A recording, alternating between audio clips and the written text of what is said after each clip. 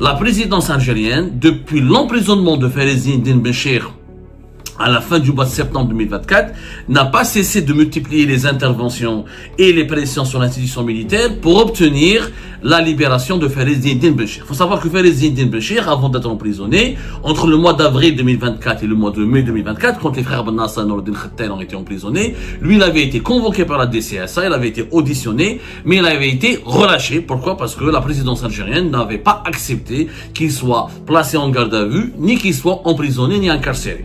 Il aura fallu que les enquêteurs de la DCSA, la Direction centrale de la sécurité de l'armée, fassent un travail très poussé en se basant, et il fallait surtout, je le dis en toute modestie, parce que vous donnez tout à l'heure les références, nous avons été le seul média qui ont eu le courage et l'audace et qui ont eu qui ont pris tous les risques pour parler des tenants et des aboutissants de l'affaire de Fayez-Eddine Benchir. Nous avons été, je le répète, le seul média, mais vraiment le seul média. Benchir, son procès devait rester secret. Le clan Benchir, parce que Benchir, il avait un énorme clan. Il avait beaucoup de partisans. Et le clan Benchir, il avait des relais. Il y a de cela 48 heures, l'activiste Hicham Aboud, qui pour moi n'est pas un journaliste, c'est un activiste, connu pour ses incartades et pour ses fréquentations malsaines avec les puissances étrangères. Nous avons tous vu ces vidéos l'année dernière, comment il travaillait pour les services secrets marocains, etc. Et comment il a lui-même piégé les services secrets marocains. Il a travaillé pour eux, ensuite il les a piégés, il les a manipulés. Après, maintenant, il a été éjecté du Maroc. Et Dieu merci que nos compatriotes, que nos amis marocains plutôt ont compris que c'était un personnage peu fréquentable. Pendant 48 heures, il avait lancé une opération de manipulation pour parler de ce procès. On lui avait donné l'information du procès et les relais de Benchir lui ont demandé, parce que Hicham Aboud était à la tête d'une galaxie de médias sociaux et de sites d'information, de médias sociaux et de pages Facebook et d'autres activistes. Il y avait d'autres activistes de moindre importance qui roulaient directement pour Fayez-Eddine Benchir, dans le cadre d'une guerre de clans qui opposait Fayez-Eddine Benchir de 2022 à 2023 au service secret algérien, notamment à la DGSI algérienne, à la Direction générale de la sécurité intérieure, quand elle était dirigée en partie par Nasser Djen, Likhal Mejdoub, etc., et à la DDSE, qui était dirigée à l'époque par Mohamed Jebbar. Le clan Mohamed Jebbar et Nasser Djen étaient en guerre contre le clan Benchir, et le clan Benchir utilisait Hicham Aboud et d'autres activistes basés à l'étranger, et d'autres médias sociaux et appareils médiatiques basés à l'étranger, pour affaiblir son clan adversaire. L'objectif de Fayez-Eddine Benchir était, comme on a expliqué sur l'Algérie Part en 2023 et comme en 2024, était de démanteler, pousser Tebboune et convaincre Tebboune à démanteler les services secrets algériens, à dissocier la DGSI algérienne des services secrets algériens pour intégrer le renseignement intérieur dans le giron de la DGSN et à réformer la DGSN pour l'élever au rang de super infrastructure sécuritaire et de faire de Fayez-Eddine Benchir le nouveau général Taoufir, c'est-à-dire le super conseiller, le super patron de l'institution sécuritaire la plus puissante du pays, qui regroupe la DGSN et qui va récupérer sous son égide l'ancienne branche du renseignement extérieur, de l'enseignement intérieur algérien, en laissant pour le renseignement algérien uniquement la branche du renseignement extérieur. Donc l'objectif était de désosser et d'affaiblir et de détruire les services secrets algériens. Comme ça, Fayez-Eddine Benchir deviendra le patron numéro 1 de la sécurité nationale et le monsieur sécurité nationale du régime Tebboune.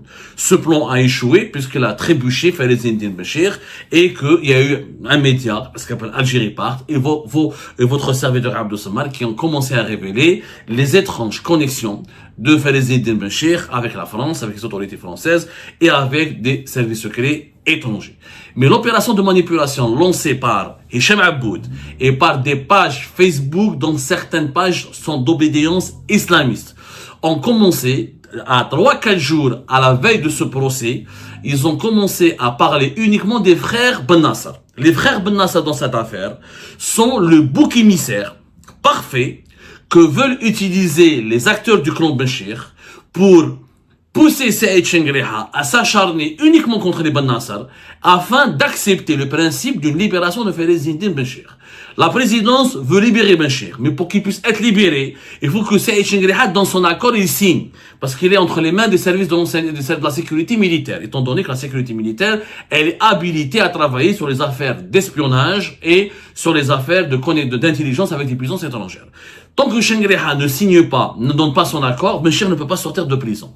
Pour manipuler Saïd Chengriha, ils utilisent Hicham Aboud, ils utilisent beaucoup de pages Facebook qui reprennent les vidéos de Toufir Ben Nasser, qui est le frère de Bou'lan Ben Nasser et de Nasser Ben Nasser, et qui est devenu, par la force des choses, quand ses frères ont été emprisonnés, en l'été 2024 jusqu'à la fin d'année 2024, il s'était lancé dans une campagne de dénigrement contre Saïd Chengriha, en luttant, voulant défendre ses frères, et en voulant demander la réhabilitation de ses frères. Il a pas contrôlé ses émotions et il a versé dans l'insulte, dans la diffamation, dans la calomnie, avant de présenter, je dis bien avant de se rétracter et de comprendre qu'il avait dépassé les lignes rouges et les limites de la bienséance, et s'était remis en cause. Il a présenté ses excuses à Saïd Chengriha. Mais les partisans de Benchir, dans leur œuvre de manipulation, ils ont ressorti toutes les vidéos d'insultes et de calomnies, d'injures et de dénigrement de Toufir Ben Nasser, et ils ont demandé aux controversés et aux manipulables Hicham Aboud de parler, de réduire la portée de ce procès et les enjeux du procès de demain uniquement à l'affaire des frères Ben Nasser. Les frères Ben Nasser, ils ont été arrêtés, je rappelle, supposément, parce qu'ils auraient eu des relations avec Fairezdine Benchir. En réalité, dans cette affaire, on soupçonne les frères Ben Nasser, comme Nourdine Khattel, comme Tariq Keskes, comme Abdelhakim Ben Lawar, d'avoir été utilisés comme des relais, comme des instruments par Fairezdine Benchir pour déstabiliser, pour comploter contre les services secrets algériens, pour comploter contre certains hauts responsables et pour donner des informations à des cyberactivistes basés à l'étranger afin de torpiller, de discréditer et de provoquer la chute de Nasser Djend, de Mohamed Jabbar, du colonel Mouad et d'un certain nombre d'officiers qui s'opposaient ou qui constituaient un obstacle sur le chemin de Fairezdine Benchir, qui voulait conquérir le pouvoir et qui voulait, encore une fois, je le rappelle, persuader Abdelmajid Tebboune de dissoudre les services secrets carrément et de les détacher de l'enseignement intérieur des services secrets en plaçant le renseignement intérieur, en plaçant directement le renseignement intérieur sous l'autorité d'une nouvelle police nationale en Algérie qui serait une nouvelle infrastructure, une nouvelle structure policière extrêmement puissante avec plein de directions, plein de nouvelles prérogatives, dont les prérogatives du renseignement intérieur, et pour donc élever Fairezdine Benchir à la tête, au rang de monsieur sécurité nationale, au rang de premier patron des services de sécurité, comme c'est le cas au Maroc, où le Maroc, ils ont le même patron de la police nationale et le responsable des services de l'intérieur. Fairezdine Benchir voulait cumuler les deux casquettes pour devenir l'homme le plus puissant sur le plan sécuritaire du régime Tebboune. Donc, les frères Ben Nasser, on les avait accusés d'avoir été manipulés ou d'avoir fourni des informations à Fairezdine Benchir pour torpiller et déstabiliser les services secrets algériens et l'état-major de l'ANP. Sauf que, ça fait 2 ans qu'ils sont en prison, les frères Ben Nasser. Ça fait 2 années qu'ils sont en prison. Il n'y a pas eu la moindre preuve, pas la moindre preuve matérielle qu'ils ont collaboré ou donné des informations. Nasser Ben Nasser, qui travaillait pour la DGSN, n'a jamais été promu, n'a jamais vu ou contacté ou n'a jamais été très proche de Fairezdine Benchir. Il n'y a jamais eu de proximité, ni douteuse, ni troublante, et n'a jamais bénéficié d'un quelconque traitement de faveur. Bou'lan Ben Nasser, qui était colonel au sein de la DDSE, il avait effectivement des problèmes personnels et des relations conflictuelles avec un certain nombre de ses camarades, de ses officiers, qui étaient au sein de la DDSE. La DDSE, entre 2021 et 2022, était en pleine mutation.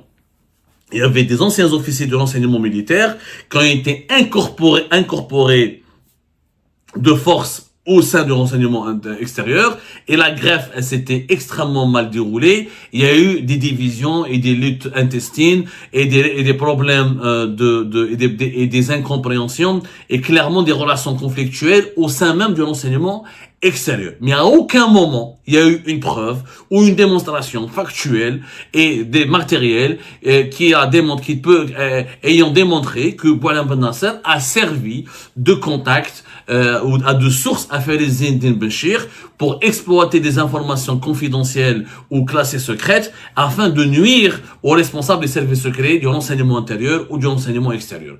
Il y a eu aucune preuve. Je dis bien aucune. La seule preuve, c'est que Noureddin Khettel, qui est un polémiste, lui, sa sœur était commissaire au sein de la police, lui, il roulait clairement pour le clan Benchir.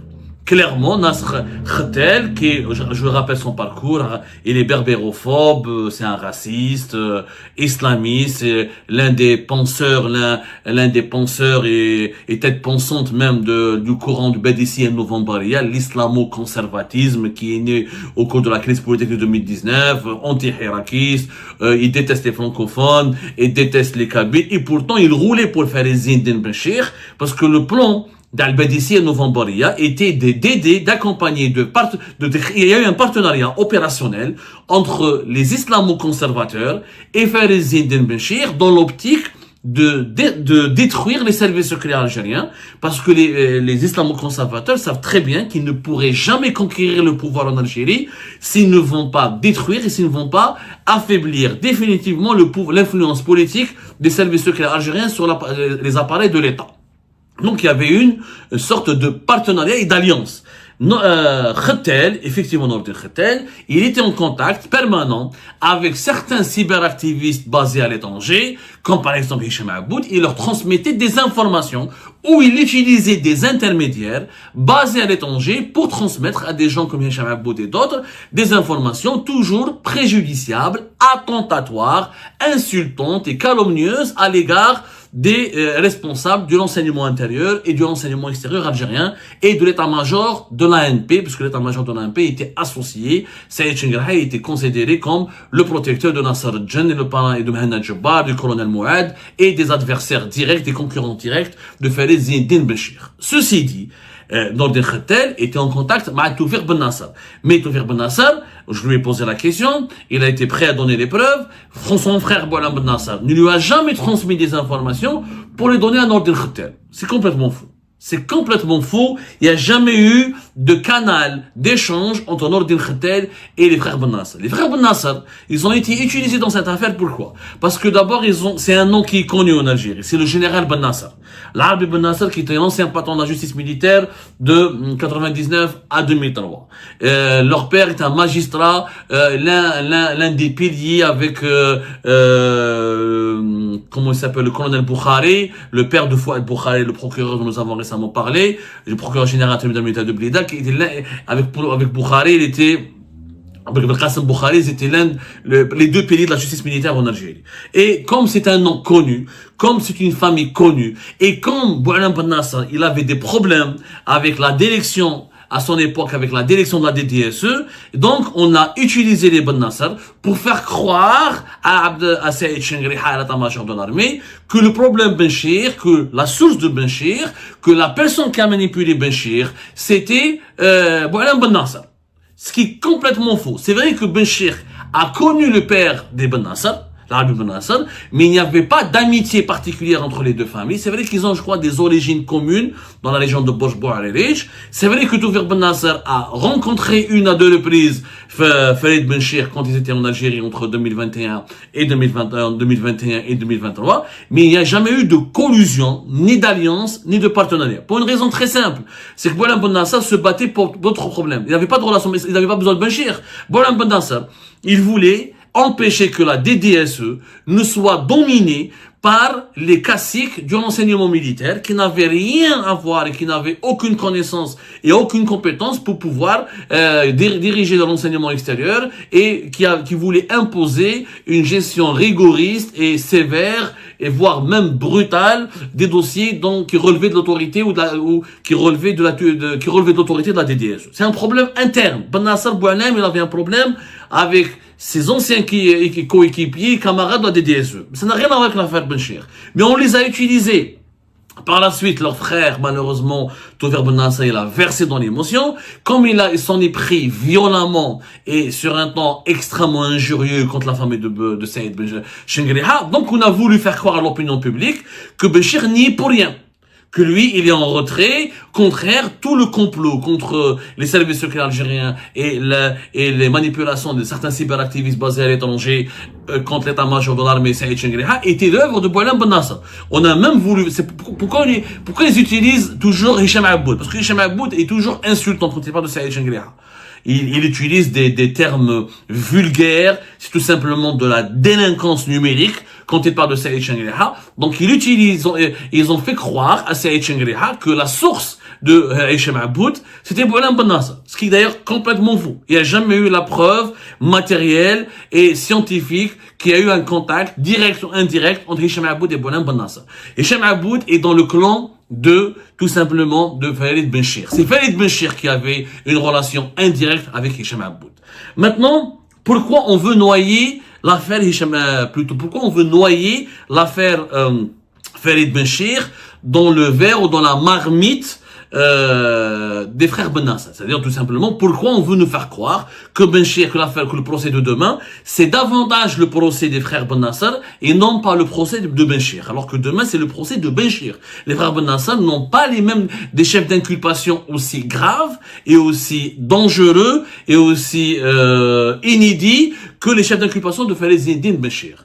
Parce que Benchir, qui a été l'homme de la présidence de la République, et que Abdelmajid Tebboune, un jour ou l'autre, il devra rendre des comptes, il a nommé un espion. Je dis bien que Benchir est un espion qui a travaillé pour des puissances étrangères à la tête de la police algérienne. Il est clairement établi, avec des preuves à l'appui, que Farid Zindine Benchir a servi des puissances étrangères. Quelles sont ces preuves? Dans le dossier de Farid Zindine Benchir, il y avait des démonstrations et des données qui ont été confirmées par l'enseignement militaire, qu'il était en contact direct et qu'il échangeait régulièrement avec l'ancien attaché de la sécurité intérieure de l'ambassade de France à Alger. De 2016 à 2020, celui qui était attaché de la sécurité intérieure de l'ambassade de France, un attaché de la sécurité intérieure, c'est le numéro 1 de tous les services de renseignement qui sont placés sous le coup du ministère de l'Intérieur français. En clair, c'est le monsieur c'est le représentant du renseignement intérieur français en France, à l'ambassade de France à Alger. Il faut savoir que l'Algérie est un pays particulièrement sensible et stratégique pour la France. Donc, au sein de l'ambassade de France, il y a des diplomates, ils ont le statut de diplomate, qui relèvent directement de l'autorité du ministère de l'Intérieur et non pas du ministère des Affaires étrangères, et dont certains d'entre eux travaillent directement pour des services de sécurité et des services de renseignement qui relèvent directement du ministère de l'Intérieur français et qui sont en poste en Algérie parce qu'ils doivent collaborer et interagir avec les institutions sécuritaires algériennes, dont pas mal de dossiers très sensibles comme la lutte contre le narcotrafic, la lutte contre le terrorisme, la lutte contre l'immigration clandestine, etc. Celui qui était l'attaché de la sécurité intérieure de l'ambassade de France à Alger a étudié, par hasard, comme par hasard, il était l'ami et le camarade de classe dans des formations sécuritaires et académiques très restreintes et réservées uniquement aux agents et aux analystes des services secrets français qui ont été effectués en France. Benchir et ce monsieur, ils ont étudié ensemble entre 2008, 2009 jusqu'à 2013. Par la suite, ils se sont côtoyés à Alger et tout a été retracé. Il y a des échanges, ils se sont rencontrés souvent. Farid Zindine Benchir est parti régulièrement à l'ambassade de France. Il bénéficiait plusieurs fois des invitations de l'ambassade de France. Notamment, il était en contact permanent avec cet attaché de la sécurité intérieure qui a été expulsé par les autorités algériennes en 2020. Il faut savoir que l'homme qui est cité dans le dossier Benchir, il a été expulsé en 2020 par les autorités algériennes, puisqu'en novembre 2020, il avait été impliqué dans une affaire d'espionnage où un criminel, un gangster franco-algérien du nom de Ali Zenjabil avait été utilisé, selon les investigations menées par les services de sécurité algériens, il avait été utilisé par des officiers du renseignement français pour espionner et pour travailler sur certaines affaires sensibles en Algérie. Il y a eu une affaire qui a été même jugée à la cour d'Alger, au niveau tribunal de Bemondraé. C'est Algérie Part, et on en a parlé le 19 novembre 2020. Par la suite, ce responsable de l'ambassade de France à Alger, il a été, expulsé. Il a été expulsé. L'Algérie, enfin expulsé, les autorités algériennes ont demandé son départ. Il n'a pas été expulsé mani militari.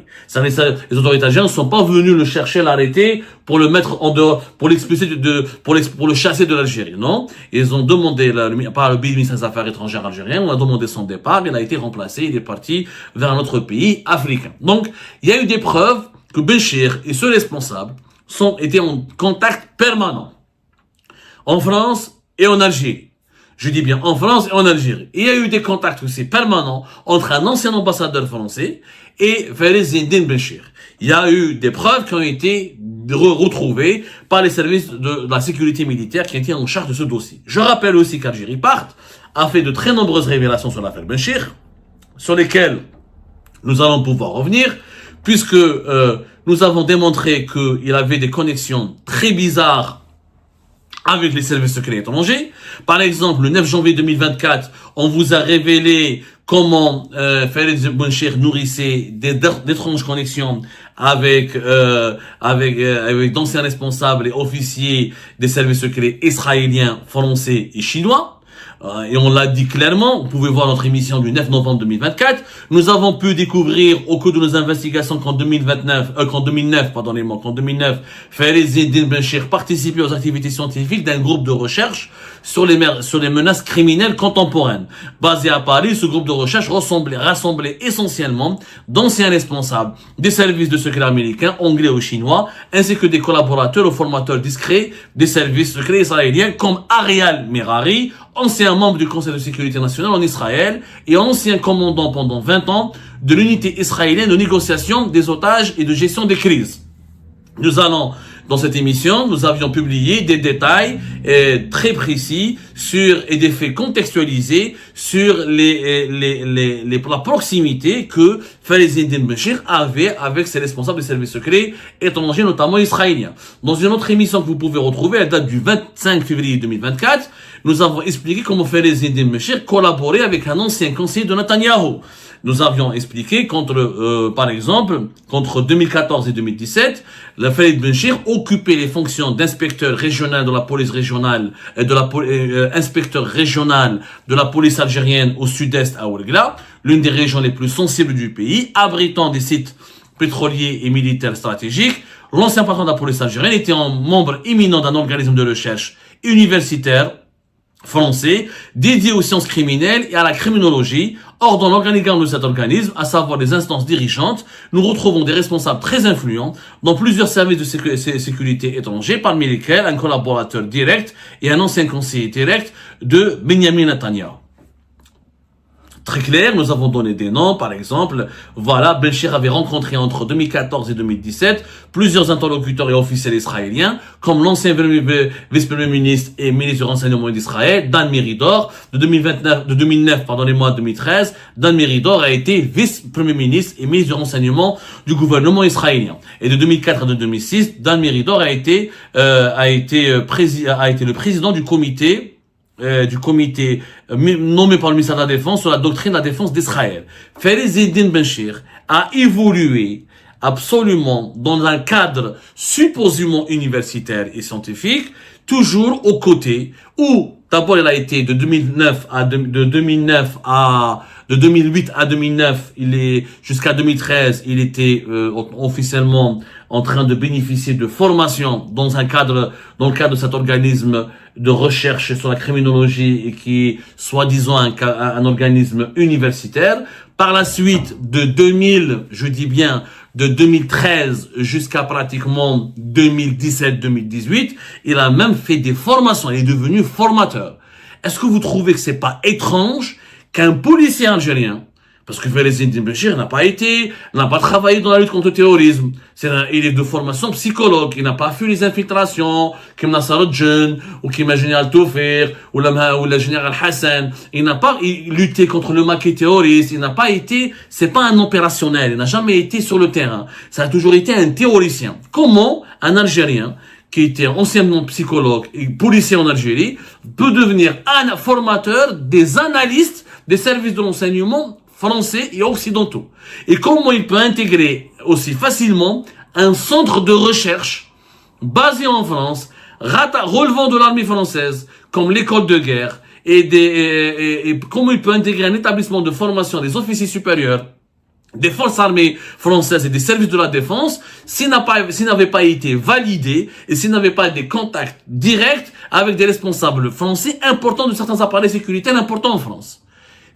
Parce qu'à l'époque, quand nous avions fait ces révélations, on nous avait dit, mais tu exagères, Abdou Samar, Falaise Eddine Benchir, il partait dans le cadre de la recherche académique. La recherche académique, c'est des universités qui relèvent des autorités civiles, qui relèvent du ministère français de l'enseignement supérieur, de l'enseignement supérieur, ou qui relèvent tout ce qui est académique relève du civil. Là, nous avons eu des formations et des centres de recherche et des organismes de recherche qui étaient directement liés à des centres sécuritaires ou à des services de sécurité.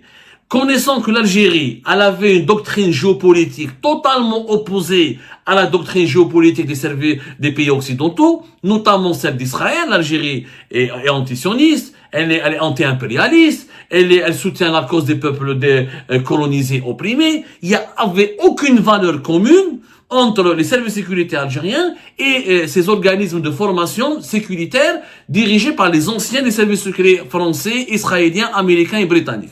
C'est pas possible. Il y a une collaboration, mais la collaboration, elle est dans un format bien normalisé, encadré par des processus de rencontres et des échanges officiels, etc. Et puis, Falaise Eddine Benchir n'a jamais eu un document délivré de la part de l'État algérien pour aller faire ses formations à l'étranger. En tant qu'élève comme en tant que formateur. Il n'a pas eu un seul document.